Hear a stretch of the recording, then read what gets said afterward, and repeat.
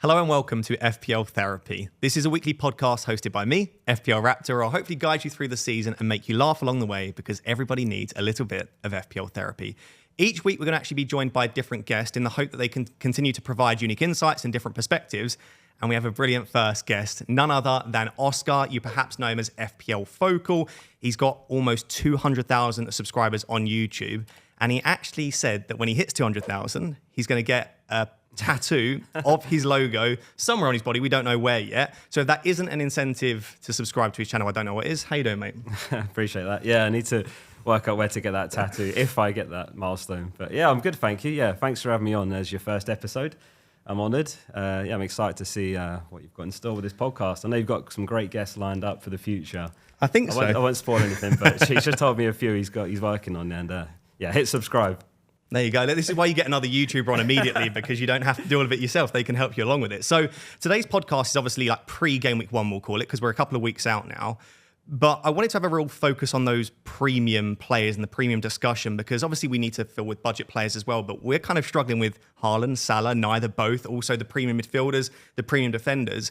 And I feel like the team starts to come together quite quickly once you can work out who are those premiums that you want to own and how many of them as well. So we'll focus on that today. We're also going to answer some of your questions. There's a fun game in the middle as well. And then we'll end by showing our latest drafts. There are quite a few similarities, but also quite a few differences as well. I should just say as well, we do have a mini league for the podcast. If you're watching on YouTube, it will be popped up on your screen now. But the code, if you're listening on audio, is EXAM, so like exam, and then I4. So EXAM I4, nice and easy to remember. Make sure to join the mini league. There will be prizes sorted for the winners. Don't you worry about that. Did you get that code like by pure chance, or were you hitting regenerate until you got a nice code? I was going to say, it's a lovely code. I just hit regenerate like 100 times. By the way, that's a tip for you. If you want to get a nice mini league code, just hit regenerate loads of times and you eventually will get a pretty cool one. I did the same, and after about 10 minutes, I was like, what am I doing? Yeah. What has my life become? Yeah, let's call it a day. So before we jump into talking about the big talking point, which would be Haaland and Salah, how have you found pre-season for tinkering? Because I can't remember a better pre-season in terms of I hate every team I've built, and it's so difficult because you are forced to make so many decisions you don't want to in every position.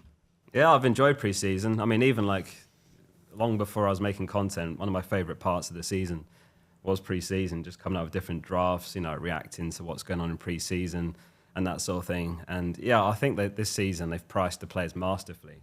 I think it's difficult to make a Salah and Haaland draft that is well balanced. So yeah, for most people, or for a lot of people, I think it's going to be one or the other. And yeah, it's which one.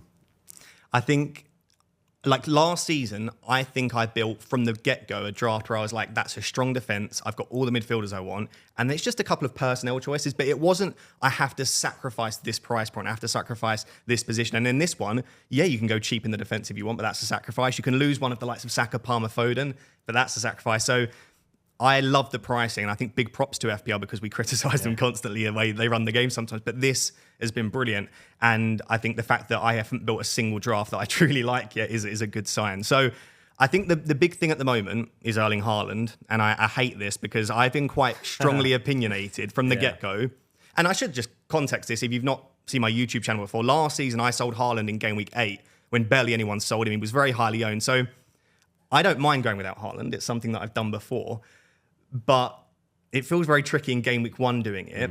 And from the preseason, from the get-go, I've been saying you don't need £50 million Haaland. 15 million is so much money. When you can get Watkins for 9, that's 6 million in game week 1 goes such a long way. So I've been strongly opinionated. I'm a single draft on YouTube without Haaland in. Sorry, with Haaland in. And now, now he scores a hat-trick against Chelsea, who he's playing in game week 1. Yeah. And I just think naturally it's impossible to not have that turn your head.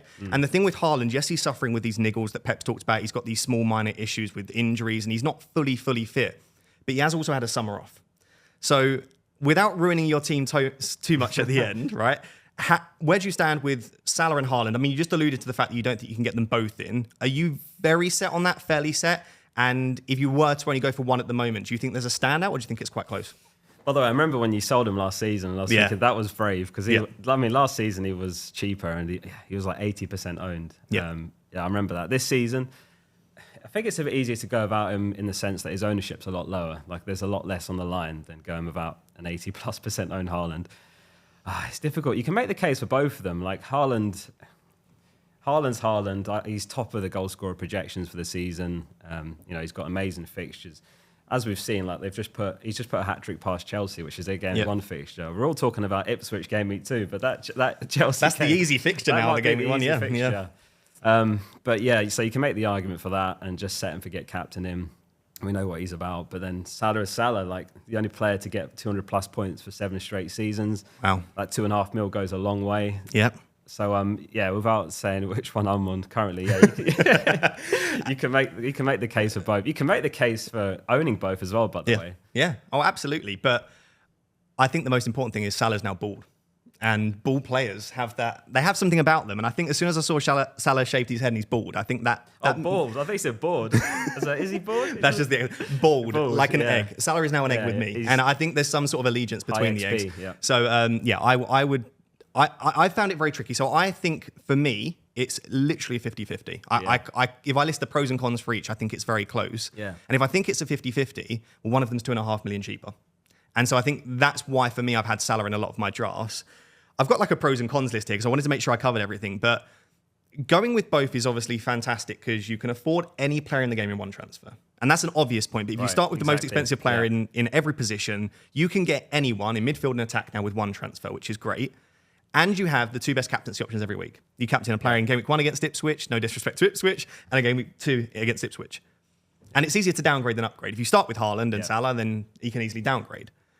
So there are loads of pros, but then I look at the team around that and it's just so weak. You either have to completely weaken the defence to 4.5s or something like that. Your midfielders then lacking these premium midfielders.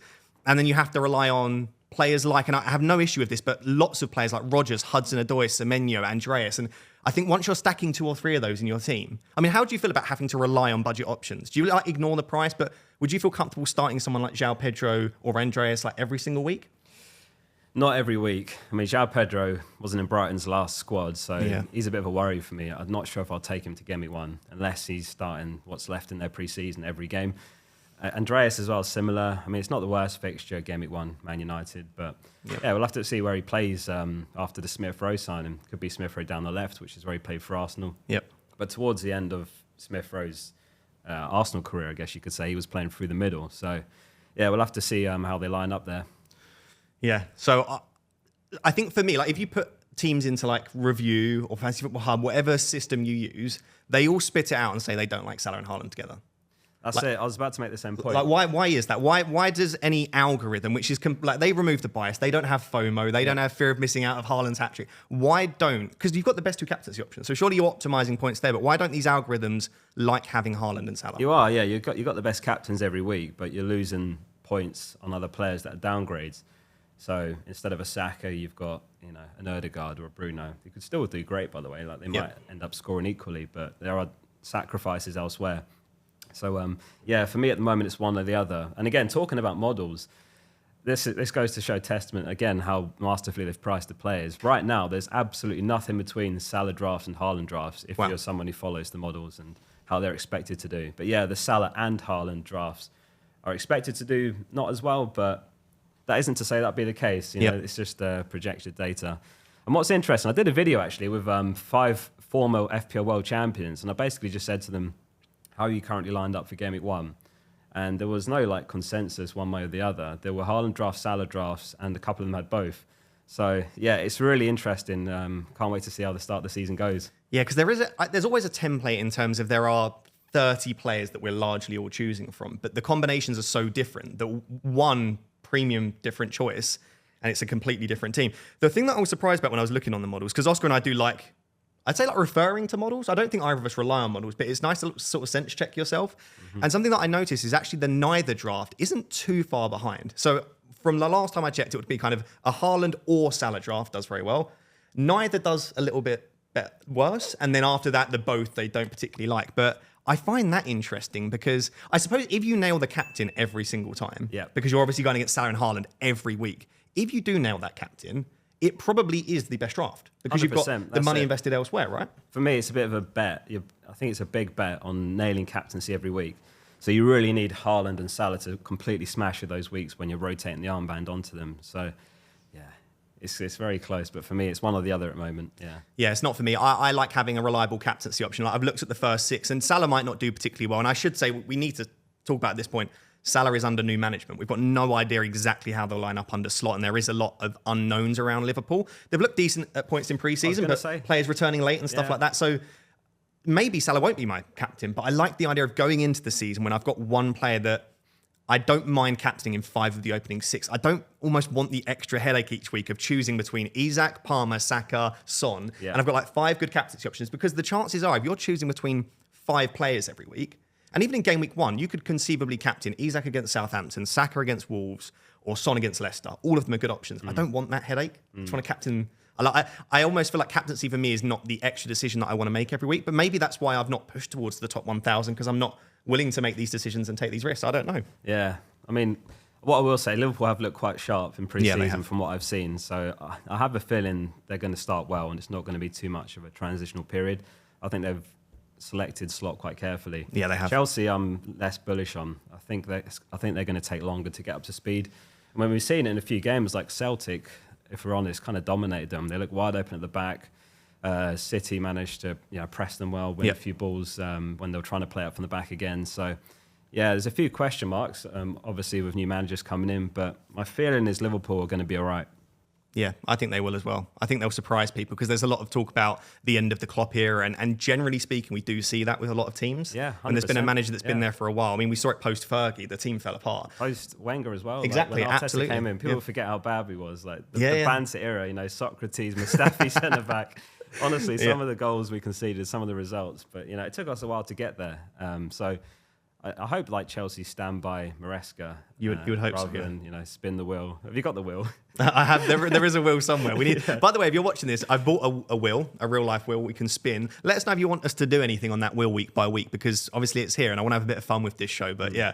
Not exactly. We do find a use for it. Yeah, exactly. I want to find a use for it. I don't just want to sit here spinning the wheel every single time. Which, I mean, I would enjoy that, but I'm not sure the people watching would. So, by the way, if you are listening on audio, please make sure to sort of like follow, rate 5-star. I'm very new to podcasting and audio, but if you've not yet checked out the YouTube channel, have a check out, because there is pretty cool visuals, and we're obviously in person here in a studio talking side by side. And I think that's a lot easier than over Zoom, where there's a bit of a delay and internet cutting in and out. So yeah, do check us out on YouTube and make sure to subscribe there as well.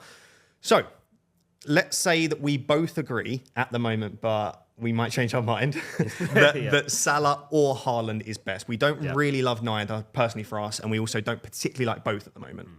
Cool. I would love to know down below in the comments, if you're watching on YouTube, what do you think is the best structure? Salah and Haaland? Salah, Haaland, or neither?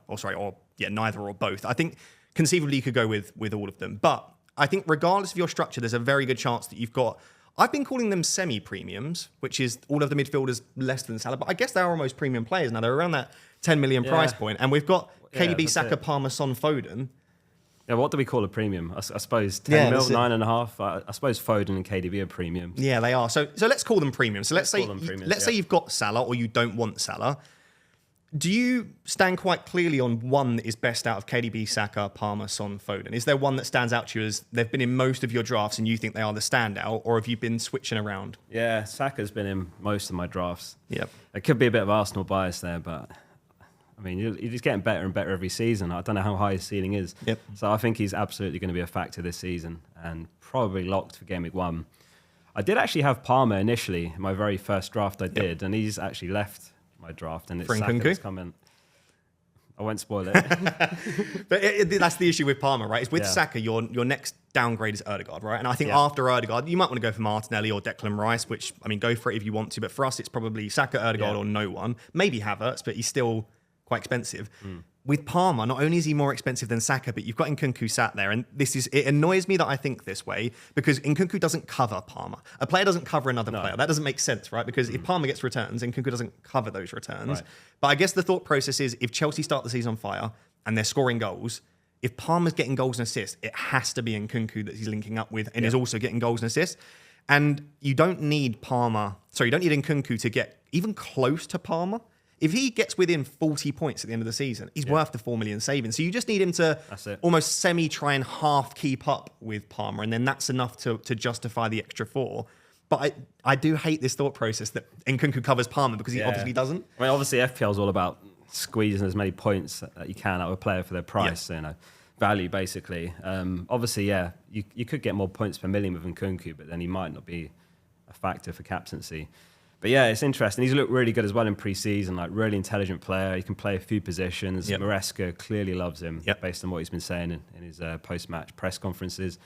So I think he'll be completely nailed. He did say something interesting about his fitness, but I think he was referring more to his match fitness or sharpness rather than like carrying a problem still from last season. Like it's been a few months. So I think he's an awesome pick for 6.5. I agree, yeah. So if you're wondering what that was, Nkunku basically came out in an interview and said he's setting absolutely no goals for the Premier League in terms of goals and assists himself and individual targets. He just wants to stay fit, which obviously isn't what you want to hear from a player, that they're just focused on not getting injured. But I think it was more so saying, I'm not getting ahead of myself. I'm just coming back from fitness. I know I'm not at 100% capacity. And that's exciting because if he's that good at 50, 60, 70% capacity, what can he do at 100? And we saw his numbers in the Bundesliga. I think it was 53 goals and assists in his last 2 seasons together. So he's got it. And the Bundesliga isn't an easy league, especially against some of those top teams. So I think Nkunku's a fantastic pick, and it does feel like you are almost covering the Chelsea attack. You don't have to have Palmer there as well.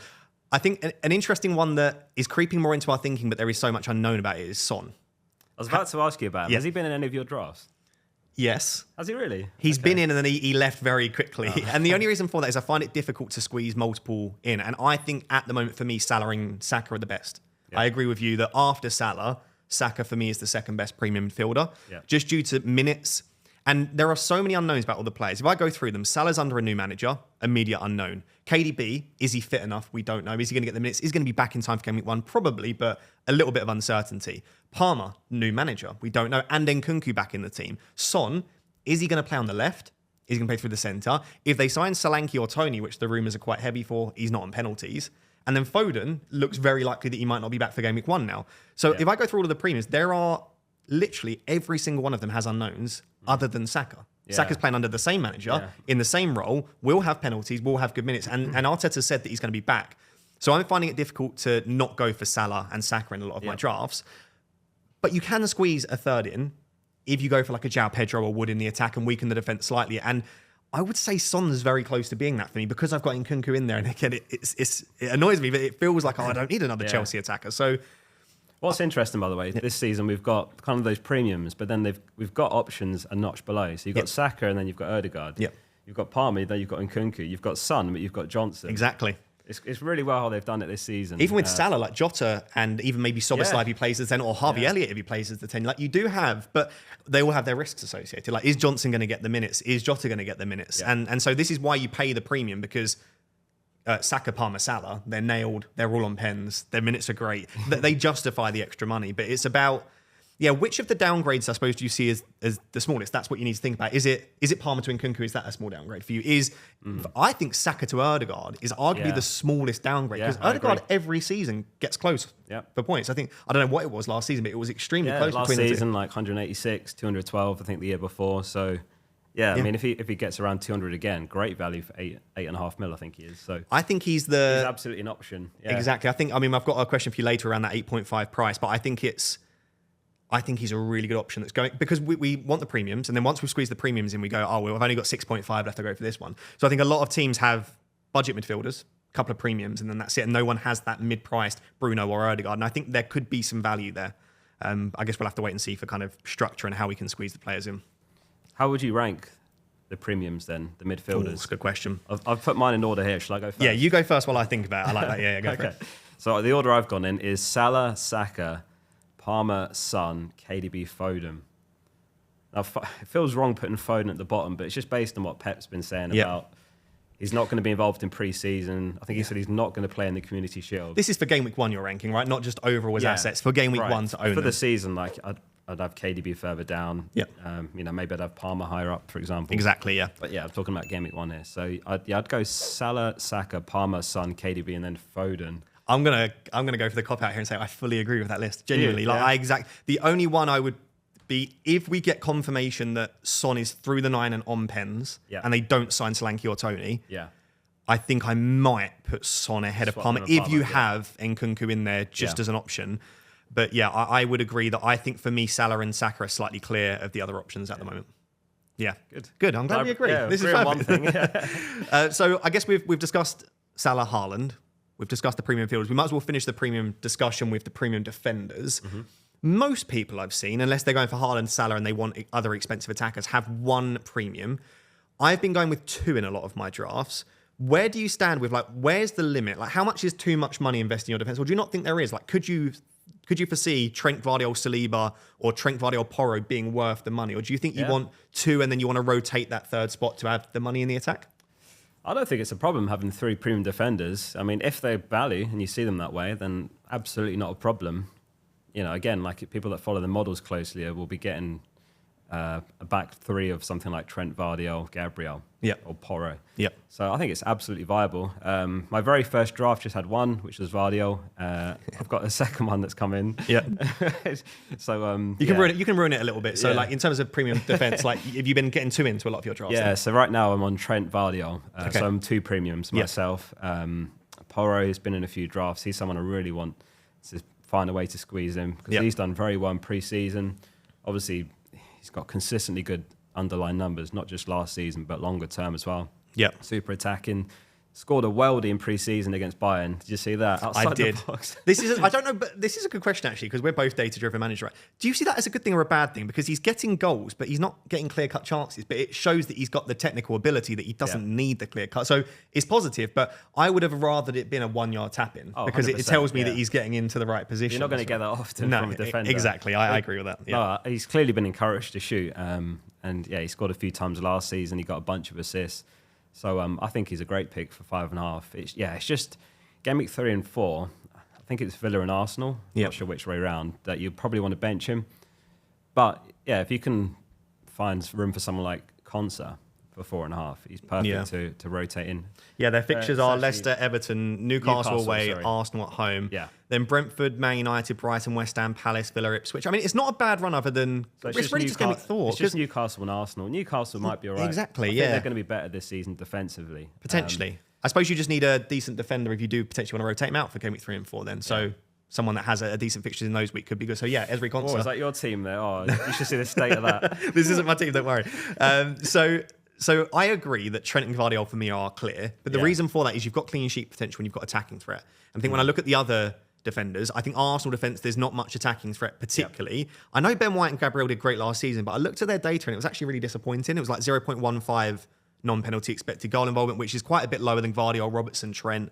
So they don't have the attacking threat, but they have the clean sheets. And then Porro's got the attacking threat, but doesn't probably have the same clean sheet potential. So I see them as the only 2 that have both or everything that you would want. But I do think that Porro is creeping more and more into my thinking. Yep. The question I really wanted to ask, and I'll bring up Arsenal's fixtures just in case you need a reminder, but are we overlooking Arsenal? Because I feel like every year there is a team that we don't invest in because they have... Was it Newcastle last year? I think Newcastle last year had really difficult fixtures and none of the experts or content creators invested in them. And then all the casuals did because they did well the season before and they started really strong. There's always a team that have tricky fixtures. So us experts that look at all the fixture rotations, we go, I don't want them. And then everyone casual in my mini league that doesn't really care about fixtures and just picks the best players, they do really well. So, I mean, how many clean sheets out of Wolves at home, Villa away, Brighton at home, Spurs away, City away in the opening 5 could you foresee from Arsenal? I mean, you're an Arsenal fan, so like, what is your vision? Keep 2 or 3. I mean, those opening 3 game weeks especially, I'd like to think there's 2 in those opening 3. I mean, we'll talk about wildcards later, I'm sure. Depends on how you want to attack the start of the season as well, because I think there's an opportunity for an aggressive early wildcard. I love that. Personally, not something I'm considering, but I think I can see it working well. So you load up, well, we'll talk more about it later. But you can load up on Arsenal players for those opening fixtures. Is it Wolves and Brighton home in the opening 3 game weeks? And then you can wildcard into that international break game week 4. Exactly. And it depends how you frame it, because everyone will say, look at the opening 5. But if you say, look at the opening 3, they're great. And if I say, look at the opening 8, they're great because after Man City, they've got Leicester at home, Southampton at home, back-to-back. You're going to want Arsenal there. And then Bournemouth. Yes, they've got then Liverpool, Newcastle, Chelsea, but then they've got a nice little run after that. So I feel like it's called the framing effect or framing bias in psychology. It depends how you frame it, right? If you frame it as 5, then no, it's not good. If you frame it as 8, it is. So it does depend, I think, and we'll discuss, like Oscar said, wildcard a bit later. It depends when you're looking to wildcard. Because if it's an early aggressive wildcard in 4, great. If you're looking to wildcard in 5 or 6, then maybe go, oh, actually, I could maybe hold off and then wildcard them in for that nice run. If you're not sure on the wildcard, I think even more incentive to maybe have them because they're set and forget Arsenal. Yeah. And if you say they kept 2 or 3 clean sheets in the opening 5, going into Leicester and Southampton, then you probably want them. Yeah. I But mean, why do none of us have them? Because I looked at your draft and there's not at the moment, and in mine there's not. But are we missing out? Is this going to be the one where we say after 6 game weeks, why did we not have Arsenal defenders when they defended so well last season? Yeah, I mean, I'm trying to look a bit longer term than commit to an early wild card. Yeah. It could happen anyway. But I like Gvardiol because they've got really equally good fixtures, if not better. And I consider him a lot more attacking. He plays like a winger. He's still picking up returns in pre-season. Quality player. Any doubts around rotation for Gvardiol, or are you pretty happy that he's that starting left back? I'd be surprised. Okay. It kind of feels like a few years ago, I picked up Cancelo game week 1. I think he was 6 mil. Yeah. And he wasn't in many teams. It's a bit different because Gvardiol's more highly owned, and people were like, "Nah, don't go there because it's rotation risk." Yeah. And he propelled me to rank 1. So he did. Cancelo. Yeah, if you didn't know, by the way, I mean, this is a flex. I mean, I would talk about it at the start of every video if it was me. But Oscar did reach number 1 in the world at one point. A couple of short-lived weeks. How many was it? 2 or 3 weeks? Yeah, just 2 weeks. Ridiculous. But you were number 2 for a long while as well in that season as well, weren't you? I mean, what a ridiculous. I reached 99th in the world once, but it wasn't even at the end of the game week. It was mid-game week, and it was my greatest achievement ever, I would say. Let's be honest, to get to number 1, it's pure luck. I don't know. Luck and skill. We won't get into luck. We could talk about that for hours, the luck skill debate, but there's got to be some level of skill there. Frame it that way. Yeah, absolutely. Exactly. I like that. So there we go. I guess as a recap, premium, like in terms of Salah, Haaland, we both agree 1. Yep. In terms of premium midfielders, we think Salah, Saka, closely followed by kind of Palmer and Son, and then maybe after that, the City guys. And then for premium defence, we're probably on Trent and Gvardiol. If you were to choose one of Trent or Gvardiol, quickly, which one? Trent, I would agree. Okay, we're agreeing a lot here. This is really nice. Okay, but the caveat is, so I think he's back in training today. So I'd like to see him playing. I'm not sure if they got 1 or 2 more pre-season games. Yeah, they've got at least 1. Yeah, I'd like to see him starting at least 1, and ideally the very last one, because he's back late, and Bradley's been like immense in pre-season. Yeah, so it's a slight worry, but something to keep an eye on. I mean, that's going to blow the drafts wide open if Bradley starts the last. Yeah, imagine. Suddenly maybe Salah and Haaland's the best then, because you free up all that money if you go without Trent. So yeah, that's something I'll keep an eye on. But for now, Trent. Okay, perfect. This is almost a selfish thing that I wanted to talk about because I've been thinking about it a lot recently. It's around penalty takers because it's kind of an ongoing meme on my YouTube channel. If you don't know who I am, by the way, my FPL sort of YouTube channel, individual one is FPL Wrapped. So you can go subscribe over there. But I love penalty takers. Surely no one's tuning in like, who the hell's this guy? You never know. We might have hit the algorithm so hard that this podcast is now bigger than my YouTube channel. Thinking, who the hell are these guys? Not just you. So it's a meme. Like, I love penalty takers. I will pick players because they're on penalties constantly, and I rave about how important it is because you get increased routes to points. I'm starting to wonder if I'm overvaluing it too much because I'm starting to get to now the stage where I'm picking players that I don't like as much because they're on penalties and ignoring players that I do really like because they don't have penalties. So I looked at it, and I think actually the previous world number 1 that you interviewed on your YouTube channel, he had loads of penalty takers in there, didn't he? I think his front 7 was penalty takers. So I've looked now, and with a really good defence, including Trent and Gvardiol, you can get a front 8, and obviously you bench 1 each week, of Salah, Saka, Palmer, Eze, Gibbs-White, João Pedro, Armstrong, Isak. Now, it's not the strongest. I know João Pedro and Armstrong aren't great, but they rotate decently well. That midfield 5 you can play every week. You've then got 8 penalty takers. You could conceivably see in a given week you get 4 penalties. Why not increase your routes to points? But then the discussion comes, I suppose, of if there's a decision, right? Let's say you've got a decision where you favour player A 55% and you favour player B 45%, but player B is on penalties and everything else is more. So you just about prefer the fixtures for player A. They've got slightly better data, slightly better minutes, but penalties for B. Is that enough to outweigh it, or do you need it to be pretty much a 50-50 to lean towards the penalty taker? Yeah, I think 50-50. I don't know what the percentage would be. Maybe more like 60-40. Okay. To go against the pen taker. So you don't value penalty taking quite as high as me, where it would almost make you swing towards a player you like slightly less just for the pens. I do value it 100%. Like, I think on average, there's a penalty 1 every 4 games or thereabouts. So you get a few FPL game week then. You'd expect to get. Yeah, exactly. So yeah, every game week you should get 1 or 2. Yeah. And if you have 8 of them, then you're covering half the Premier League, I guess. Exactly. Yeah. And then, I think it's about 75-80% of penalties are converted. So wow. It's definitely like a factor picking penalty takers. I don't know how many I've got, but I think I've probably got 5 or 6. We'll maybe think to count when we go through our drafts. But yeah, I mean, naturally, if you have Salah, Haaland, Isak, that are popular players, they're obviously on pens. But it's those other spots. So the example that I keep coming back to in my team, let's say I don't go with Ollie Watkins, and we'll discuss that when we move on to the draft, whether I want to or not. Bailey and Gibbs-White for me are two of the best 6.5s outside of Nkunku. So let's say Nkunku's in there, but I want another 6.5. I think I prefer Bailey. Bailey's got better data. I think Bailey's got greater open play goal threat. You prefer Bailey to Nkunku? No, I prefer Nkunku to both of them, but I prefer Bailey to Gibbs-White. I thought we were about to finally disagree. No, don't worry. So yeah, let's say Nkunku's in there and I want another 6.5. Yeah. Bailey and Gibbs-White for me are number 2 and 3. Yeah, Bailey's got better data. I think he's playing in a better attack. I would say fixtures-wise, after the opening 2, they maybe even favour Aston Villa, but they're very, very close. Minutes I expect to be improved for Bailey this season. So I just think Bailey is a better option. I think he's got a higher ceiling as well when you look at the data. But Gibbs-White's on penalties. And he has, I suppose, slightly better minutes. But if he didn't have the pens, there is no way I don't think anyone would have Gibbs-White in their team without the pens. Nah, probably not. So are we then just giving... Because how many pens are Forest going to get? I mean, they've got the likes of Elanga and Hudson-Odoi who are tricky players that you might expect to win pens. But are we expecting enough pens for me to pick a subpar player? And then I'm like, well, probably not. So do I want Bailey in? And it's a difficult discussion, I think. I suppose it's lower risk, isn't it, when you're spending 6.5 on a pen taker. The sweet spot, I suppose, is someone who's on set pieces as well. So corners, free kicks, on top of penalties. That's a great point, yeah. So your Sakas and Brunos and so on.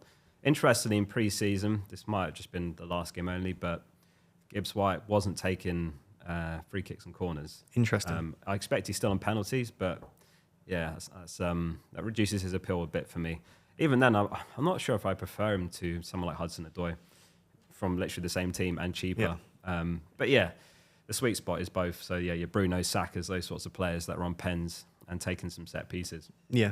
Selfishly, let me know in the comments because I'd love to know. Because this is like almost like I have like an existential crisis. I keep thinking about this when I'm building teams. Like, am I giving too much value to penalty takers, or is this something where it is worth it because it is multiple routes to points? But I think, as Oscar says, if they have pens and set pieces and good minutes, it's a bit of a no-brainer at that stage if you've got a similar player that doesn't have those three. So we'll see if I end up with Bailey or Gibbs-White, if I end up with one of the two.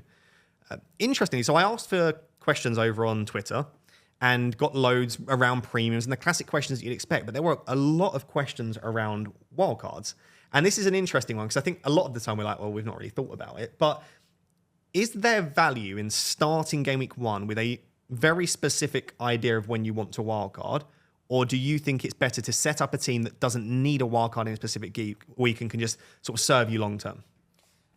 I'll be honest, I think both sound strategies. I'm planning not to wildcard ideally if I can. Yeah. Because it's the most powerful chip in the game. I don't really want to say, all right, game week 4, I'm wildcarding. And this is essentially a wildcard now, isn't it? That's what we are in, a wildcard in game week 1. Exactly, exactly that. So, but I can see it working. Like, I think there's probably 2 wildcard windows. I mentioned earlier game week 4. Because you can start with like triple Arsenal, Haaland, go for a few cheap punts, like Hudson-Odoi, Johnson, Munoz, maybe like Bob, for example. Like, we might get a leak that Bob starts against Ipswich game week 2. What a name, by the way, Bob. Good old Oscar Bob. But yeah, Oscar Bob, and there are a few cheaper assets, like you say, around that 5 to 5.5. Elanga could be good at the start, where a lot of people are expecting him to get okay minutes, but maybe not long term. And actually, I think he's better than Hudson-Odoi and Gibbs-White if he starts. You've got Ahmad at 5 million. You've got Rodgers. There are players that, and then if it doesn't work out, well, then as you say, how would you rank those 5 mils? So Ahmad, Rodgers, and Oscar Bob. Is that it? There aren't. I can't think of any other 5s. Let us know if there are, but I think they're the main 3 that people are choosing between. In terms of game week 1, I would say Ahmad. But that's simply because I think he's got to start based on his performances. Rashford was struggling with an injury. Looks okay now, but obviously not fully fit. Anthony's clearly out of favour. Sancho looks like he's made up with Ten Hag, but is he going to start? We don't know. Garnacho is coming back very late from the Copa America, and Ten Hag likes his players to be at full fitness before they really get the minutes. And Ahmed has been sensational in pre-season. He's been on set pieces as well, been taking corners. I think he's locked to start game week 1. So he's longer terms, a bit of a question mark. Exactly. So I think in game week 1 and 2 only, I would say Ahmad, Bob, Rodgers.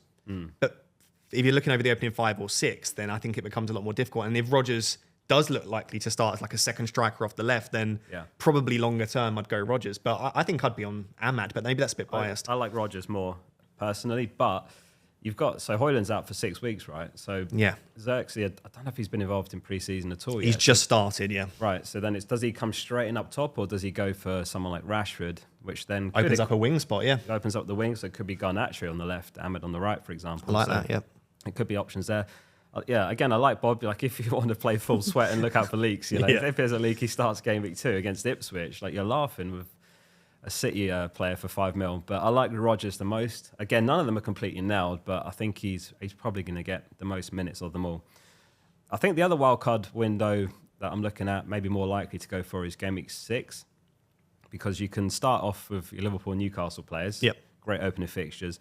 And then you move off of them onto Arsenal City for the fixture swings there. Oh, I like that. Okay. So that's the other one I'm looking at. But I always like around game week 8. I had wildcard in game week 8 last season. I don't know why I've got that in my mind, but I always like around 8 because I think 8 game weeks of data, or 7 game weeks if you're wildcarding in 8, that's quite a bit of data at that point. That's not short-term trends. You kind of get a good idea. I think when you get less than 6, 7, 8, then you're starting to think, is that just a short patch of something which isn't representative? And then you're stuck with this team until, well, your second wildcard, or, and this moves on to the next point, is a mini wildcard. And what a mini wildcard is, that we call this like a mini wildcard, is when you rolled up to 2 free transfers in the past, and you would use those 2 and then maybe take a couple of hits for a -8 and you'd use 4 transfers. But that would cost you 8 points. So we wouldn't recommend it on a regular basis. Yeah. But the new rule is that you can now roll up to 5 free transfers. right, I was about to say, we've not even talked about that. So if you can have 5 free transfers and take a -8, you can change 7 of your 15 players for a relatively small hit. So this does 2 things for me. It could potentially make the early wildcard better, as you spoke about, wildcard in 3 or 4 and just go super aggressive at the start, because you can just roll up to 5 later and play that wildcard. And does it also devalue the wildcard slightly? Does it make it less powerful, given that you can, as long as you don't need to make transfers, almost play another wildcard in the first half of the season? And on top of that, you roll transfers through a wildcard and a free A hit really now. good point. Yeah, can you explain that then for anyone that doesn't understand? Yeah, well, say you get to game week 4 and you've not used a transfer yet, so you've got, I think that'd be 3 in the bank. Yeah. If you wildcarded, then the week after you'll still have those rolled transfers. Exactly. So the wildcard doesn't like wipe out your free wipe them transfers. anymore. Yeah, brilliant. Yeah. So that's incredibly powerful. And I think there's going to be times we have to make a decision. Do I just spend these free transfers, or do I really go for it now, wildcard? And then I've also got these extra transfers on hand.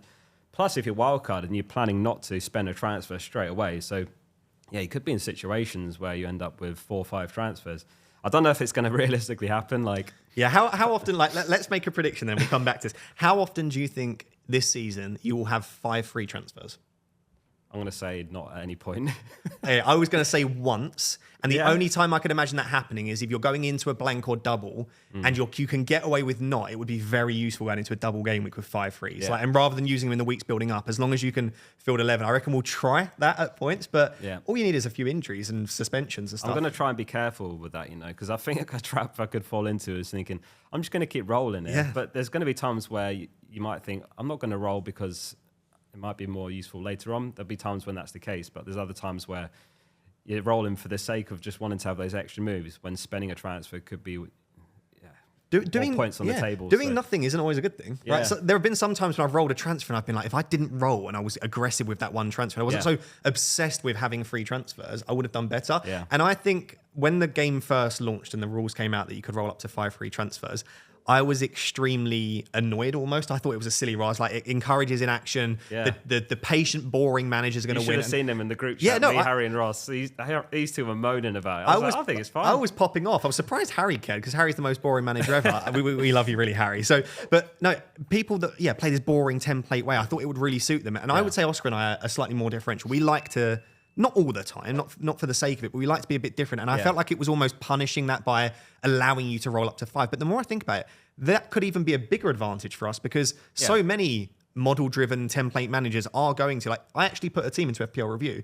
It almost always recommends rolling up to game week 6. Well, it tries to. Yeah, it's like you try and roll up to the same. Yeah. So all of these analytical managers and model-based managers, which by the way I think is a fine way to play FPL, they're going to be trying to roll up to game week 6. So for those of you that don't want to play in that way, it's going to offer us this opportunity to be aggressive in the meantime. So I like it. I think it could be really good. I wouldn't be surprised if they reduce it next season if it doesn't work out.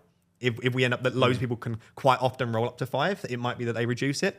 But I'm all for it. It might make the game a bit. It's a different game now. I think it was a good change overall, because number one, it also Like there's people that forget about FPL, like casual managers. Oh, yeah. They'll come back after a month or two. And you've only got 2 free transfers. You've only got 2 and you're like, oh, what's the point? So I think it's partly for them, but also partly for strategy, because there are times where I actually don't know if I've ever burned a transfer. I think you always find something to just use it on. It feels like quite an alpha move. I'm always like, I should burn a transfer. You always use it on like a 4.0 defender on your bench or something like that. So I actually don't know if I've ever burnt a transfer, but in the past I've just found some way to use it, a couple of times throughout the season. So I would say there's a good 3 or 4 times when we use a transfer for the sake of it, when I would have loved to have had an extra free transfer. Like a transfer that's just last on your bench. So there'll be times for sure where I'd like to think I can get to more than 2 this season. I agree. 3, 4 transfers, but I'm not sure about 5. We'll see.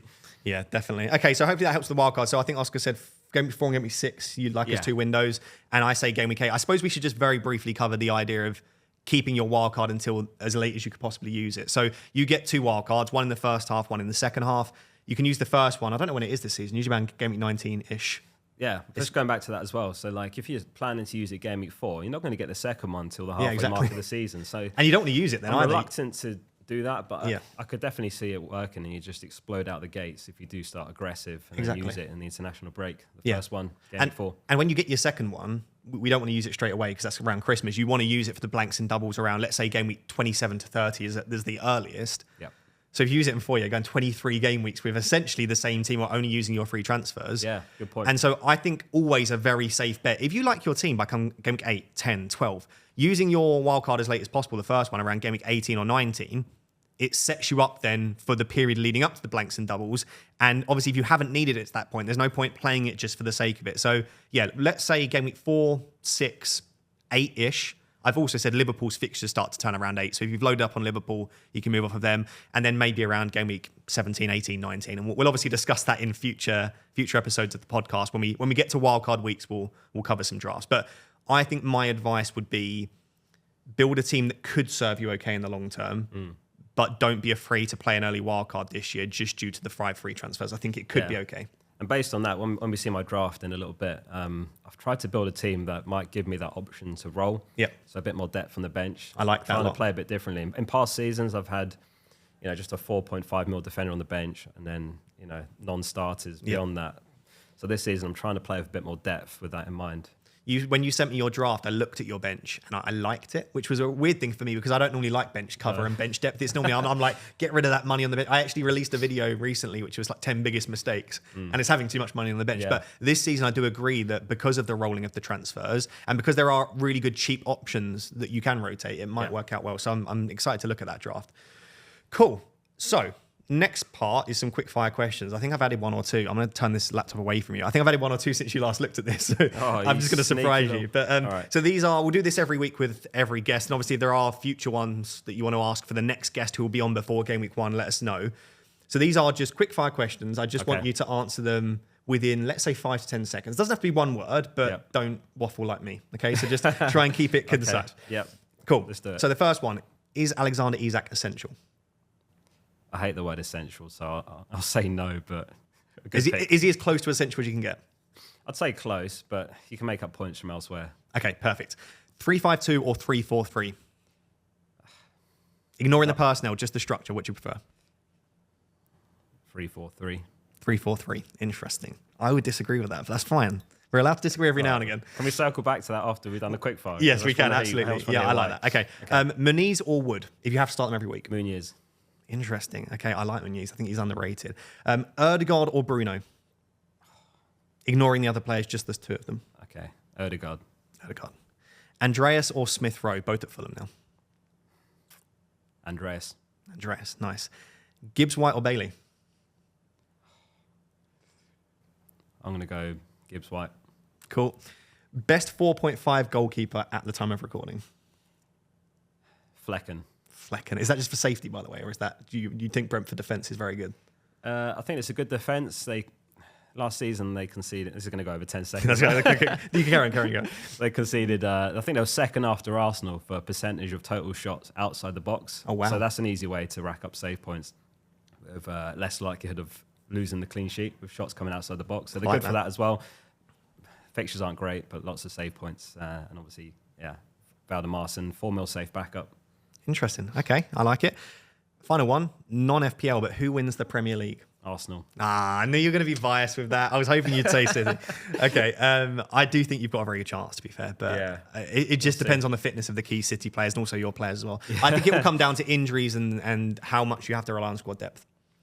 But you've made some good signings already. Some good signings, yeah. It's annoying, by the way, Calafiori's 6 mil. I was hoping he'd be 5.5. When Timber came out at 5.5 and Calafiori's a new signing to the Prem, I was convinced he was 5.5. But I think they've done the right thing at 6 almost, because there are rumours that Arsenal almost, or Arteta wants to, I say copy, or is inspired by what Pep did with Gvardiol at the end of last season. Yeah. And if Calafiori's playing a similar role to Gvardiol, with a brilliant left foot, by the way, and also playing for the best defence in the league, he's probably worth about 8 mil at that rate. So I think they've done the right thing, but it is frustrating because you could have taken that risk. We're always looking for those hidden gems. Exactly. And he could still be great for 6 mil, by the way, don't get me wrong. Yeah. Just by the way, from an Arsenal perspective on our back line this season. Yeah, what do you see it line up as in game week 1? What would be your prediction? So it will be White. I think White's safe, actually, for quite a while in right back. He's been using Timber in right centre back in pre-season, which is obviously where Saliba's going to play. But he basically said he doesn't want to play him right back because the demands are a lot higher, first of all, so he doesn't want to risk him too much. And he also kind of said he doesn't want to disrupt what's working, which, again, makes perfect sense. So it'll be White and right back, 100%, Saliba, right centre-back, Gvardiol. And then I think Timber might be used left-back, if anything, more than right-back initially. So it'll be Calafiori and Timber left-back. We'll have to see. He could end up rotating that spot, but I think the rest he won't want to disrupt too much. So if you had to choose an Arsenal defender, is it still Saliba, or would you try and take a risk with White or Gvardiol? Because they've obviously got the more. Gvardiol still for you. Yeah, I know Saliba's the more popular one, but I think I've not seen a single draft, and I mean genuinely one draft with Gvardiol in it from engaged FPL managers, and that the man was brilliant last year, wasn't he? Yeah, quality. I think his spot's safe for the time being. I think Calafiori is going to be used in left back. He can play both positions, so again, Arteta loves these versatile players that can cover a few spots. Like White was the same; he could have been a centre back, but he's ended up being a nailed right back for now, anyway. So yeah, I think Calafiori is going to be left back and left centre back. But yeah, Gvardiol would be my Arsenal pick. But again, like we were talking about earlier, like the casuals just storming ahead with the Arsenal picks. And I think White could honestly be another one. Like, the last 2 seasons, White's been, I think, the top scoring Arsenal defender, certainly last year. I'm pretty sure the year before as well. And it could easily be the case again this season. I remember last time it was like, he's not worth the extra 0.5. And again, he's 0.5 more, and we'll say he's not worth the extra 0.5. Yeah. Oh, God, I think we overthink these things sometimes. Cool. Okay, thank you for answering those quick fire questions. So the next is what was the one we were coming back to? Formation. Oh, 3-5-2, 3-4-3. Yeah, you wanted to say a little bit more on it, didn't you? You said you like 3-5-2 more. Yeah. Do you know what? I'm gonna throw it back to you though. Why 3-4-3? Because I'm interested to know why. Is it just because you like the forward options this year, or is it because you inherently like something more about the 3-4-3 structure? So I would say I like the fifth midfielders that are 5 mil or even 4.5 mil more than the third forwards that are that price. Oh, so in your eyes, you've got 8 attackers that can all play. Yeah. Okay. Exactly. Interesting. So that makes sense. You've got someone like Rodgers who could be on your bench for 5 mil or even Winks.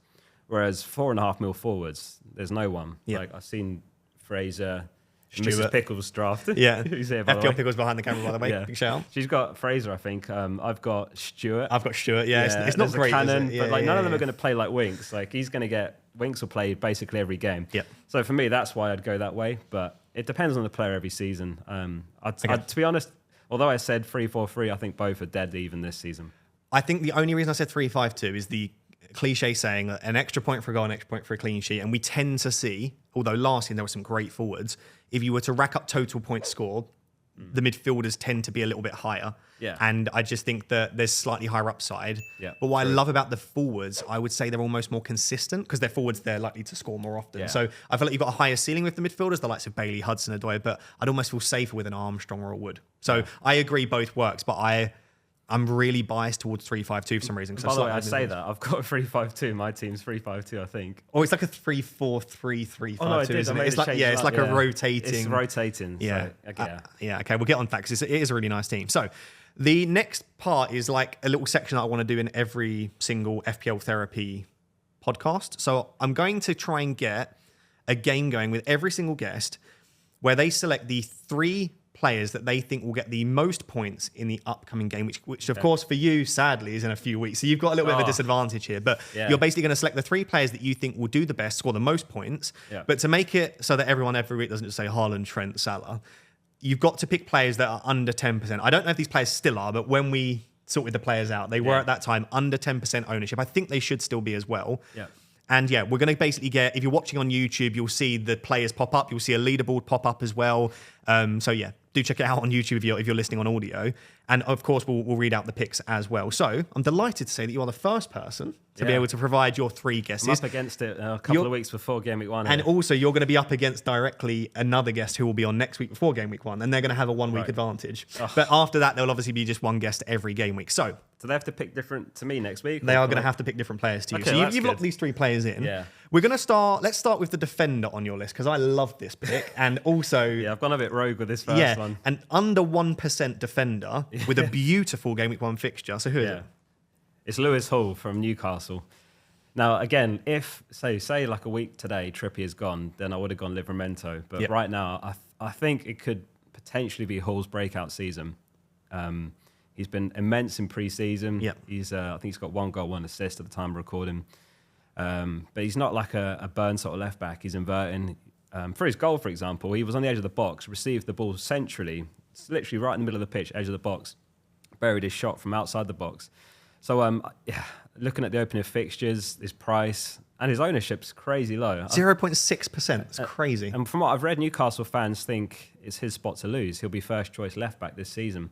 I know a lot of people said there's Burn and there's Kelly, but my gut feeling is it might be Hall's spot to lose now. The more I read into it, it sounds likely that Kelly and Burn are for left centre back at the moment, at least until kind of Botman's back. So that looks like, the left spot is free for Hall or Livramento. Yeah. With Trippier, apparently he's put his house up for sale. There are rumours that there are rumours going around that he's genuinely on his way, but that's not really transpired as you say. So I guess there is the risk that he prefers Livramento, but you want a left footer at left back. We've seen before that it can cause issues when you've got a right footer. I mean, Kieran Trippier in the World Cup is an example, sorry, in the Euros is an example, because it just, the balance of the team isn't as good. And I think he's shown that by the fact that he was so intent on playing Dan Burn every game last season. Otherwise, he would have played Livramento more. So I agree. I would be surprised if at the moment Hall doesn't start in game week 1, but I would want Trippier to look likely to leave, because I would worry that if Trippier does stay, Livramento might rotate a little bit more with him. And obviously, if he does really love Kelly at centre-back, then he's not just going to bench Dan Burn. So I don't see it, left back. Do you know I don't think he does that again. It didn't go particularly well, did it, the experimentation? I don't see it happening. I think it's Hall. There's obviously Burn and Kelly that can play there. But I think Hall goes into the season first choice left back for Newcastle with nice fixtures. So 4.5 mil. Did you say he's under 1% owned as well? At the time of me making the graphic, 0.6%. Yeah. But he might have shot up a little bit since then, but crazy low ownership. Yeah. So he's my first pick. Okay, awesome. So the next two are both midfielders, which makes sense. Obviously, quite high upside. This is why you want a 3-5-2, not 3-4-3. So we'll start with Kevin De Bruyne. So I said to Oscar, pick any 3 players. I was expecting players with amazing fixtures. Although, is it the fixture that you quite like here for De Bruyne, or is it just you think he's just that good? I did have Son, and then he scored that bloody brace the other day, and then he's gone up over 10%. Yeah, he's like 12%. I mean, based on the comments about Foden, it might apply to De Bruyne as well about the Community Shield, so I could be way off with this one, but I feel like he might be a bit likely to start game week 1. So we know what he's about, De Bruyne, absolute world class still. So he's my pick, 9.5 mil. I don't mind him as a game week 1 pick, if you want to go differential. Yeah. Again, that video I did interviewing 5 former FPL champions, Ben Crabtree had De Bruyne in his team. I actually made a list of total non-penalty expected goal involvement, and Salah is at 0.81, then KDB at 0.69, then Saka at 0.65, Palmer 0.63, and then Son and Foden down the end at 0.54. So in terms of total ability to return, KDB is the best after Salah. But the issue is that 0.57 of that is coming from expected assists. So he's not going to get you many goals, but he's also an exceptionally strong finisher from outside the box. You could foresee him getting a goal. And when he does, his bonus points is absolutely ridiculous. His baseline bonus is comfortably the best of anyone on that list. So I really like it actually as an option. And as we spoke about, Chelsea might now, based on what we've seen under Maresca so far, and obviously he's not had long, but they're not looking good in pre-season at all. I mean, they conceded 2 within 5 minutes the other day, and they were 2 mistakes. So I really like it as a pick. I just would question. Do you know what I'll do? I'll allow, after the Community Shield, if he doesn't play, I'll allow you to change De Bruyne to another City attacker. Okay, so if De Bruyne looks like you can change to Doku or Bob. Yeah, I'll probably go Bob. Probably go for Bob. Yeah, I think that's fair because obviously you're trying to do this 2 weeks away from, or over 2 weeks away from the deadline. So yeah, again, like the third one. So I've gone Bowen as my third pick, and I mean he's more nailed. We know he's going to start. Yeah. And yeah, West Ham an interesting one this season. Like, they've actually made some great signings. Fulkrug, I don't think he's an FPL yet, and Somerville. Yeah. They're doing some seriously, it's good business. like- You know, you look at that and say they are positions they needed to strengthen. Yeah, 100%. I know it's the Championship, but Somerville was 19 goals, 9 assists, Somerville last season. Fulkrug at Dortmund had a respectable record, like 12 goals, 8 assists in something like 20 games. So, yeah, it's two good pieces of signing. They've been linked with like Wan-Bissaka, and they've signed Kilman as well. So, yeah, really impressed by West Ham and the business they've done. So, and obviously under new management as well. So we can say they were poor last season, but how we don't know how they're going to look, obviously, this season. I like that as a pick. And also Villa have been really poor in pre-season. And that worries me because I'm looking at the likes of Bailey, Rogers, Watkins, and I don't expect that to continue. But they've not looked particularly strong. And so I don't think it's an awful opening fixturing, especially given that it's at home as well. Fixture. Yeah, so he's my third. Yeah, there were a few players just over 10%. Who else got close? I was looking at Solanke. I think he was something like 13%. And obviously he's been linked to Spurs. So, yeah, he was an interesting one. Again, like, if his ownership was just under 10% and he'd just signed for Spurs, like, he'd be my pick. There's a few Fs there. Yeah, also, like, I said I can just imagine. So everyone's picking Wood, everyone's picking Gibbs White, Hudson-Odoi, Forest goalkeepers. Solanke will go and get a brace in that game. Yeah. It just feels like you're exactly. saying, oh, it's a great Peak set of FPL. fixtures for Forest. Bournemouth at home. And we're just completely ignoring Bournemouth, by the way. Semenyo, Solanke. Their defence was actually really good last season. They're a team that, for some reason, I've not even considered. But Solanke is so consistent. Also on pens, good for minutes. And if he doesn't go to Spurs, he's a great option. If he does go to Spurs, I would go as far as saying an auto-select for me. I think he's that good. A £7.5 million forward for Spurs that we expect to be on pens. Yeah. If Son keeps pens, then maybe not. But yeah, I agree that would be a good shout. But there is a little bit of uncertainty there. Okay, so you're saying that you think De Bruyne, Hall, Bowen are getting you 30 plus points, 25 plus points, the three of them? What would you be happy with? By the way, you are going to be ranked number one. Probably. On your leaderboard? Yeah.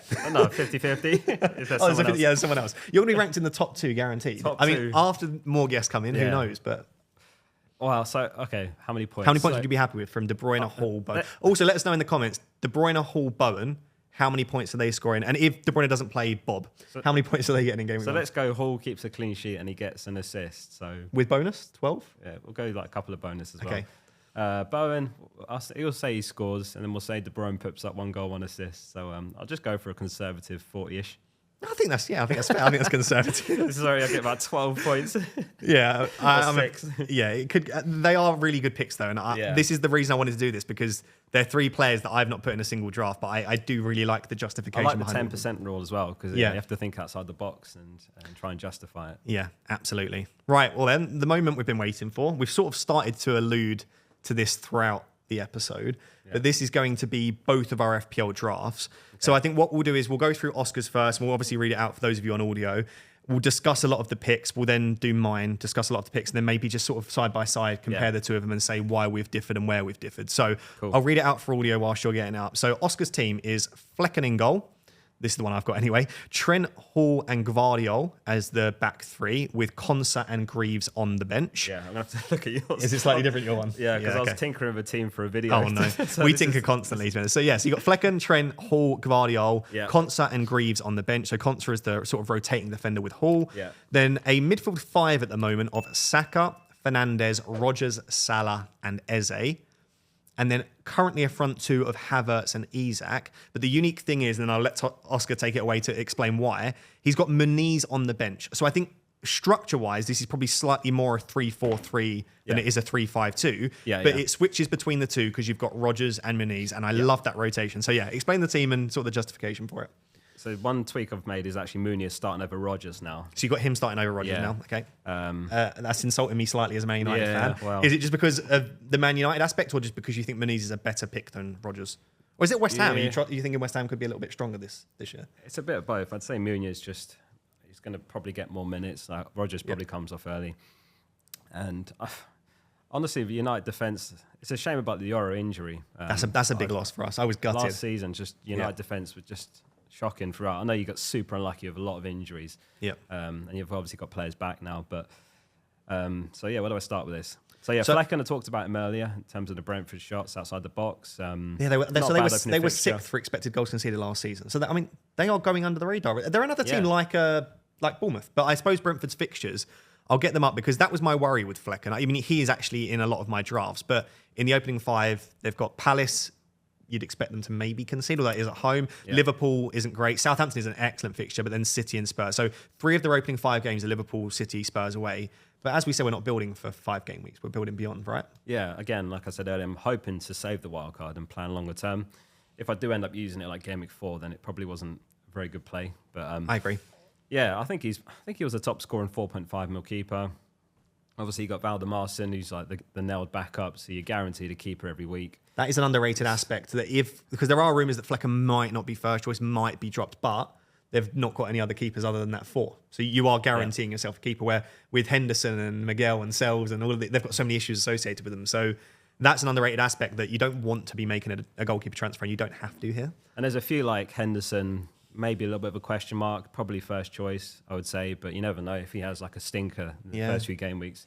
Maybe Johnston comes in. Because Johnston was first choice before he got injured, and then Henderson came in as second choice. But if they go back to who was first choice, it was Johnston. But I think Henderson was so good under Glasner, you would expect it. But you just don't want that doubt, really. Similar at Forest, people are looking at Sells and Miguel. I think Sells will be the one that starts the season. But again, if they have a few terrible results, you never know. Yep. And then obviously similar at Chelsea. So there's a few 4.5s that a little bit of a question mark for me. So yeah, I've gone for Flecken. Hull, who I just picked just now, makes my team. Yep. Again, like if Trippier leaves, then Livermento's the one. If Trippier stays, then Hull's the one. The one player I really want is Pedro Porro. I'm just struggling to find a way to fund him. It is difficult. Whether that's like downgrading Muniz for a weaker bench, but that's probably not the right way to do it. Yep. I could do Bruno to Gordon, but don't know if that's... Yeah, it's hard to... Those combinations like Porro and Gordon or Hall and Bruno, quite close, I would say. Yep. But yeah, big at the back. So I've gone Saka, who we talked about earlier. Salah captain. So yeah, Bruno, Eze, Rodgers on the bench. So it's Havertz, Isak and Muniz. So a couple of questions. Firstly, Bruno Fernandes, talk to me about why you've got the best player in the world in your team. But no, really, why? Because Fernandes is a pick that, I mean, we both make YouTube videos. You put Fernandes in a draft and the comments are awful. Like people hate Bruno Fernandes, mainly because of his antics on the pitch, but also people don't trust Manchester United, and 8.5 is a lot to spend. Yeah. When I asked you in the 50-50 questions, and I deliberately set you up there, because I know you did. Yeah, I deliberately set you up. I said Ødegaard or Bruno, and I told you to specifically ignore everyone else. You said Ødegaard. Yeah, that's so it. Is Bruno just hedging your bets a bit? Yeah, so I wouldn't go triple Arsenal with Saka, Ødegaard and Havertz. So I've got Havertz, which is why it's Bruno. I wouldn't want to do that. I mean, last season I had... double Arsenal, I had Saka and Martinelli, and then I went double United, Bruno, Rashford, and that was a bit too aggressive. Yeah. I've got PTSD from starting the season with Fernandes and Rashford. The worst for me is I kept them until game week 8. Yeah. I had 8 game weeks of those two blanking, which was awful. Brutal. Yeah. Well, I really rate Bruno. He's absolute world class. I think everything goes through him on penalties, on set pieces. Fixtures are really not bad for Manchester United as well. They're sort of, I'd say they're like middling, maybe like just top half. So they've got Fulham and Brighton in the first 2. Liverpool, we really don't know, but you'd expect that to be a difficult fixture. And then Southampton and Palace, both away, but it's not an awful opening set. Yeah, I mean, look at those opening 4. Liverpool, as you said, is going to be tough. What is it? Fulham, Brighton, then Liverpool, then Southampton. Yeah. So I like that opening 4. Yeah, good opening fixtures. I'd like to think you improve as well as a team. I'd hope so, yeah. He didn't do badly last season, by the way. No, the league position wasn't, but it was, I don't know if you saw this on social media. Someone posted it was XG Philosophy on Twitter. They're a great account to follow if you're into data, but they posted the expected points based on XG against and for, and we should have finished the season in 15th. We should have finished the season like 4 points above relegation. Yeah. That's how bad we actually were. Yeah. The league position, when I say it flattered us, I mean, did we finish on a negative goal difference? We were very close. We scraped a lot of 1-0, 2-1 wins that we didn't deserve. So, listen, I love the Bruno pick, but I am always worried to put him in my team every time because people hate it. I love a player with a home fixture as well, game week 1. I do agree, yeah. You got, generally have a chance of starting a bit stronger if they've got the home fixture, I think. But, I mean, Fulham home has probably got 0-0 or 1-0 written all over it. And especially because it's the first fixture, it's the Friday night game in game week 1. So you can imagine that being... if that was at Craven Cottage, I'd be very worried. But I think at Old Trafford, you'd hope that we have enough there to get the win. I'll be at Fantasy Football Fest as well, so I'll have something to cheer on in that first game as well if I go for Bruno. And you can't cry in public at least if he ranks, so it'll make you feel a little bit better. The other one I wanted to really ask about, we sort of touched on it, is this Rodgers-Muniz rotation. So just to recap Oscar's team, if you're listening on audio and you've forgotten, the attackers outside of Rodgers and Muniz are Saka, Fernandes, Salah, Eze, Havertz, Isak. You're going to start those every week. Yep. They're really strong players. Yep. So the idea here is you choose one of Rodgers and Muniz to play every week. Yep. The fixture rotation is wonderful for the two of them, isn't it? So It's if great, in an yep. ideal world you can play them in their good fixtures, you've essentially got an attacker against a slightly weaker opposition every single week, pretty much. To be honest, I probably won't even play Rodgers. He'll just be there first on the bench. Okay, I like it. Because I like Muniz's opening fixtures. They're great, aren't I they? think he plays Let's get the fixtures up. Ipswich and Southampton, is it? Leicester and Ipswich in the opening 3 game weeks he's got. So, yeah, Leicester at home in game week 2. 2 and 3, yeah. Even then after it's, that, they're West not Ham bad. home. Yeah, so I actually really like their opening form. And yeah, as we said, United last season, one of the worst defences, Yep. albeit, yeah, lots of injuries, as we said. So I actually really like him for 6 more. I prefer him to Wood, just about. If we knew that Wood was going to be completely nailed 90 every game, then it's closer. But I just wonder whether Awani comes in at some point when fully fit. Yeah, I do So- worry because he was like their star boy. Everyone was Yeah. raving so much about him, obviously coming to the Prem. So I agree that maybe not short term. Maybe in the opening couple, I'd be very surprised if Wood doesn't start. But again, you don't want to pick a player that you're imagining you need to replace after 2 weeks. That isn't ideally what you want to do. And again, so I've gone for a bit more depth for my bench than I have in past seasons. The idea being, hopefully, I can just roll a few transfers, get more than 2 in an ideal world. It never works out that way. No. I'll probably end up spending a transfer game week 2 on someone that's injured. But Yeah, exactly. Again, like if there is an injury, I've got that flexibility. I might look at Rodgers and say, I'm okay playing him this week, and I'll just bench the injured player, and it works for this 1 week only, and then go from there. This is it, because you're always going to want to replace an injured player. If you get someone that's injured for 4 months, you want to take them out, obviously. And if a player gets suspended for 3 games, you're going to want to take them out. But I remember last season, I had Pau Torres that got injured. I kept Pau Torres on my bench for like, I don't even want to start on that incident, but I brought Pau Torres in and he was injured for like 10 game weeks. And I'm not saying that this was good management, but I kept him on my bench for the entire time. I did the same with Hwang. I had Hwang till he was back from injury. Oh, you kept Hwang for like, but the reason we could do that is because you have a strong enough squad that if you've got transfers that you think are better used elsewhere, you can hold that. What you don't want is if one of your starting 11 gets injured, you have to immediately take them out, because then you're shoehorning yourself into when you have to make transfers. So I do, and your bench isn't expensive as such. Like if you're starting Muniz, it's Rodgers is slightly more expensive than a 4.5, and Konsa is slightly more expensive than a 4. So you've only got an extra $1 million invested on top of what would be the cheapest. So it's not overboard, but yeah, you've got the depth there. And Konsa rotates perfectly with Hull, and you know, if I'm wrong with my assessment on the Hull, then Konsa's there to come in anyway. Especially from game week 3, their fixtures are unbelievable, aren't they? Yeah, so yeah, Konsa's there as insurance. I think Ipswich are going to surprise us this season, so I've gone for Greaves, who I like that. really highly rated. Like he came from Hull, and they see him as a potential England starter. Wow. In the future, we'll have to see whether that happens, but he's really highly rated. They've just signed him this window. And yeah, if you can just get past their first 2 fixtures, Ipswich have got nice games. And I did even look at Davis, but I'm not sure if I want to spend the 0.5, maybe just see how he does first. Yeah, Leif Davis rotates really nicely with Anderson of Palace. So I had Anderson of Palace in there because I think Palace are an underrated team in defence in general, even though they've lost Elise. Yeah. So I was trying to get Anderson in there, and then I looked at which defender, and Leif Davis rotates really nicely, and I am tempted, but it almost feels like a risk not, like when you've got such solid 4.5s like Konsa and Anderson and even Robinson of Fulham, who I really like, it almost feels like they're at least known entities. You know what you're going to get from those teams. So I don't mind it. But if you speak to any Leeds or Ipswich fans, they rate Davis extremely highly. So he's sort of a player that I think we should keep our eye on. 100%. Doughty last season. I was going to say, he reminds me of Doughty. Yeah. Super attacking down the left. Ipswich, they got promoted with better expected goals conceded than Luton did. Wow, And okay, I didn't know that. He had way more attacking returns than Doughty this season he came up. Was it like 19 assists, 2 goals or something? It was ridiculous. Over 20 attacking Unbelievable. returns in a season from left back is ridiculous. Again, I know it's the championship, but if he can do less than half that, 9 assists over the season, that would still make him one of the better 4.5s. Yeah, I think he's going to be in our drafts later in the season, like how Doughty found his way into a lot of our teams last season. Yeah, I think it's from game week 3 onwards. Let me just grab the fixtures, but because I actually like the idea of tucking Davis on the bench so that you can assess, because if you don't need him, then you can keep him on the bench. Yeah, from game week 3, they've got Fulham, Brighton, Southampton, Villa, West Ham, Everton, Brentford, Leicester. if you're looking on the FDR rating, they're all green fixtures other than the Villa one. I know we don't expect many clean sheets. All he needs is one clean sheet and then maybe two, and 2 or 3 assists. And he's probably outscoring someone like Konsa. Because Konsa's not getting 5 clean sheets over that spell. And realistically, you're probably not expecting an attacking return. So I'm not against that at all. And it's something that I've toyed with, but not in my current draft. And lastly, I've tried to be a bit more sensible, take less risks this season. Because last season, like double United mid, people were right. There was comments on videos like, you seriously taking like double United? Because obviously they were great the season before, Rashford and Bruno. Yep. So I've tried to spread it around a bit more.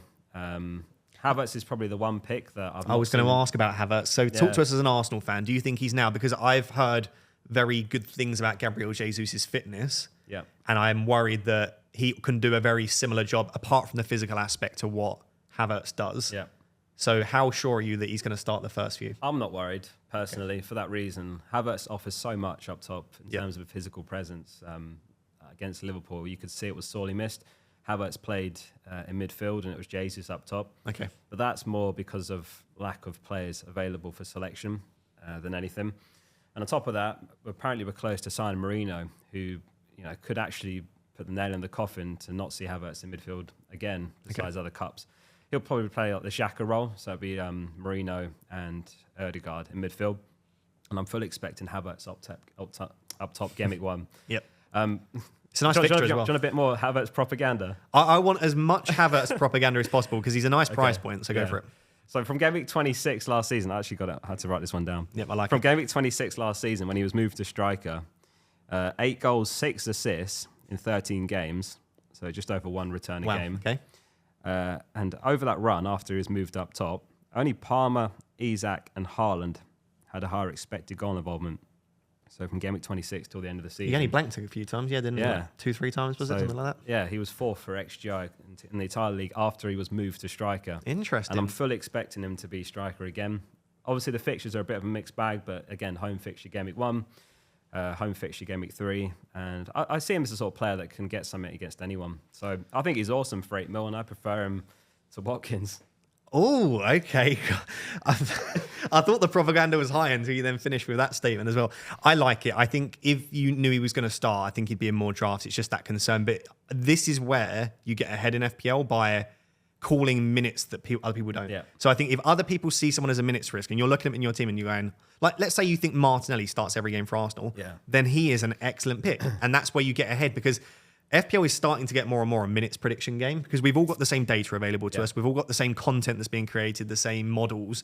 And so the one thing that models can't do perfectly is predict minutes. And that's the one thing that I think human intervention is better at the moment. So if you see someone like Havertz and you're like, I think they're going to get better minutes than the models are suggesting or that people and content creators are suggesting, great. And I think that's a really nice pick as a result. So I'm going to rate your team out of 10. I'm going to go for 8.3. 8.3. 8.3. Okay. I think the Pickle, only. what do you think of my team? What would you rate it? I think my only. Yeah, Pickle, what do you think? What rating? Pickle's giving it 8.5. She's more generous than I am. Average of 8.4. I think. Yeah, let us know in the comments as well what rating you would give that out of 10. I think my only concerns are Hall is a big risk even if he starts game week 1. And like you don't want your 4.5. I would rather choose nailed 4.5s personally. I think starting one of Rodgers or Menez is okay. Slight concerns around whether Fulham are going to be as good without Polinia, but obviously not maybe affect him as much in the attack. And obviously Havertz being in there is for me a minute's risk, but you're telling me he's not, which in that case might push it up into the 9s. But I like it a lot. Give me that laptop. Let's have a look at yours. Oh no! So right for my team, do you want to read out my team for the people? All right. So he's gone Henderson. He's got Trent, Porro, Gvardiol. That's such a sweaty back three. That's an expensive back three as well. He's got Saka, Nkunku, Gibbs White, Salah, Eze, Watkins, Isak. And then on the bench, he's got Fabianski, Barco, Konsa, and Stewart. Yeah. Okay. So I'll talk you through it. So for me, every draft has had Salah so far, but I am wanting Haaland more and more. But as we spoke about, I don't want them both. So for now, let's just say Salah's in there and Haaland's not. Isak's been in every draft. He's in there for me. Yep. Saka's been in pretty much every one of my recent drafts. Yep. Feels relatively loud. And I've had in almost every draft Trent and Gvardiol. And a 4.5 keeper. You can ignore Henderson for now. It could be anyone, but I do like Palace. So 4.5 keeper, Trent, Gvardiol, Saka's in there, Salah's in there, Isak's in there. when I then fill out the rest of the squad, I could spend the money in the attack. But when I picked the players I wanted, I had the money to have another premium-ish defender or upgrade the bench. So what I could have done is had a much stronger bench, had like a João Pedro and Armstrong as my third forward, and had 8 attackers similar to you and rotated a little bit. But then when I looked at my 7 attackers, Saka, Palmer, Gibbs-White, Salah, Eze, Watkins, Isak, I don't want to rotate any of them. They're all nailed on pretty much, apart from Nkunku's a slight doubt. Yeah. They're all going to play every minute. I would play them regardless of fixtures, lots of them on penalties. In fact, they're all on penalties other than Watkins and Nkunku. So it's I didn't want to rotate them, so I didn't need the money on the bench. So I was like, I've got some money to spend. Pedro Porro's just scored a goal in pre-season. I kind of want him in there. So Pedro Porro kind of found his way in because I had the money, and I do think that he's a player, and Spurs in general, that I like the opening 2 fixtures, and he could do really well, and I don't think he'll be in that many drafts. And like I said, if I went for, let's say I went for a 4.5 instead of Porro, where am I spending the mil? I could go for Gordon instead of Gibbs-White, but I don't know that that's a massive, massive upgrade. I could go for Palmer instead of Saka and then upgrade Nkunku. I'd have that little bit of money there. But I kind of look at that team and I was like, I don't think it's lacking anywhere. Like, I'm not relying on my cheapest player that I'm relying on is Gibbs-White, who's nailed. And Nkunku. But Nkunku looks like a really good option. I've got then Eze. I'm not relying on a Hudson-Odoi. I'm not relying on a Rodgers. I'm not relying on a João Pedro. I've kind of got a very nailed front 7, a really solid back line. And as much as I don't love any punch I looked in and I was like, I don't think there are any huge weaknesses with this team. It's an annoyingly good team. It is good. City attack. Obviously, there's no City attack. So you could look at that and say, we've got no Foden, KDB, Haaland. But we don't know if they're going to be back in time. Well, that's the headline. Like both of us haven't got any City attackers. That's the similarity. Yeah, absolutely. I mean, Saka's like obviously the route to Foden, but Haaland, very, very difficult if he looks like a must-have. But you've got Watkins, I've got Havertz, you've got a slightly lighter bench. But you've got these are literally the 2 players that I really want to find room for, Porro and Nkunku. Okay. So, you've got no Chelsea attackers. I didn't even spot that with your team. Yeah, so no Chelsea attackers. Nkunku's like really impressed me pre-season. I know he scored a couple of penalties. He did win a penalty, and he gave it to Madueke. I think Porro's an awesome pick. So this is what I'm going back and forth on. So Bruno could be Nkunku, and then that can make Hall Porro, but we've got basically the same team. Yeah, so how comes no Bruno then? No Bruno. Oh, I think for me, and this is not the way to play I urge you to not play FPL this way. It's an enjoyment thing. And Pickle will attest to this as well. I had far too many weekends ruined by Man United doing poorly and my FPL team doing poorly. And the thing is, Manchester United lose most weekends. Well, it feels like that, and we don't ever perform very well. It already makes me very upset. Like, I'm a truly passionate United fan. It's not like I don't really care. Like, it affects me every weekend when we lose. And I don't want on top of that my FPL team to do badly. So if Bruno scores a hat-trick in game week 1, I'm not like, damn, I should have chose Bruno. I'm just like, yes. So for me, I almost prefer not to have United assets, which could harm me if we do well this season. But also, I don't think there are many players I like at that price point. I think I like Bruno and I like Ødegaard. And then outside of that, I think it's all the way down to maybe Gordon at 7.5 or Eze at 7. Yeah. So I almost feel like it's a price point I don't necessarily need to cover. But if I do want to downgrade Saka to Ødegaard or Bruno, I can do. I just think I prefer those Nkunku, Gibbs-White, Eze price point slightly more. Gordon's a player I kind of want to discuss, though, because I've had him in a few drafts, and this goes back to the penalties. I just keep thinking, well, he's not on pens, so I don't need him. And also, I've got Isak there, who is on pens. Last season. Exactly, but that's the good point. Watkins wasn't on pens last season and scored ridiculously, so he doesn't need it. I do wonder, is he going to replicate that same insane home form and awful away form, or will his home form dip slightly and his away form improve slightly and it'll be more of a mix? Do you think there is truly something in the home versus away at this stage, considering it's been an entire season, or do you think it's just a coincidence he performs slightly better at home, but it's just luck of the draw kind of thing? I think after it happens that often, it's not just a coincidence. Speaks sample size, isn't it? Yeah.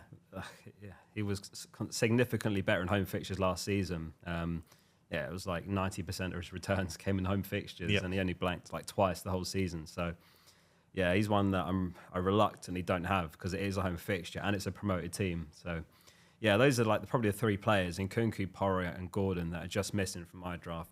Yeah, but it's an annoyingly good team. Leave a comment below. Who's got the better team? Yeah, okay, there. So you've seen the 2 of them. Let us know who you think. And if you're listening on audio, just send into socials. DM me on one of the socials. Just let us know who's got the better team. Also, little plug here. Do make sure that you follow on all of the socials. So FPL Therapy is on Instagram, TikTok, Twitter, Spotify, Apple, MySpace. YouTube, MySpace, everywhere. You can find us everywhere. So yeah, and also that's why I'll be asking for questions every single episode as well. And yeah, please do let us know which team you prefer.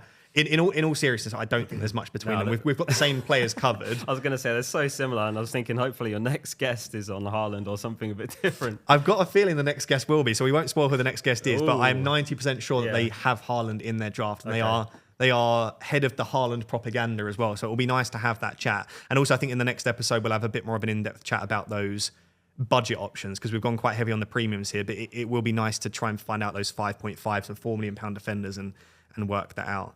How do you feel, mate? You've been the first guest. Did you enjoy it? Loved it. Yeah, that was great. Yeah, I mean, we've got like floodlights and stuff here. And this like is a 4 proper cameras. Yeah. Again, if you're listening on audio, or this is like a TikTok or whatever you're watching, come and check out on YouTube, because this is a proper setup. We've got 4 huge cameras, 2 massive floodlights pouring down on us. So it's not a setting that we're used to. But I think we've talked about some interesting stuff when you first sit down. But no, I've enjoyed it. Yeah, it's been good. Awesome, cool. So thank you very much for watching or listening. If you are watching, please do consider subscribing on YouTube. Drop a comment to feed those algorithm gods, and make sure to smash a like as well. And if you're listening on audio, please rate 5-star. Make sure to follow and check out all of the future episodes. This will be weekly, so there'll be at least 1 episode every single week to guide you throughout the season. And do give us feedback as well, constructive or whatever it is. Let us know what you liked, what you didn't like, the length, the format. I really want to make this the best FPL podcast out there, so please do give any feedback. And a massive thank you to you, Oscar. Thanks for having me. You made it easy honoured. for me. No, it was nice, because like Oscar and I, if you don't know, we're very good friends outside of FPL, and we talk every day. So it made it a lot easier for me doing this first one with someone that I know, obviously knows FPL, but obviously I get on with well as well. So thank you for it. I appreciate it. And yeah, thank you for watching, and I will catch you next time.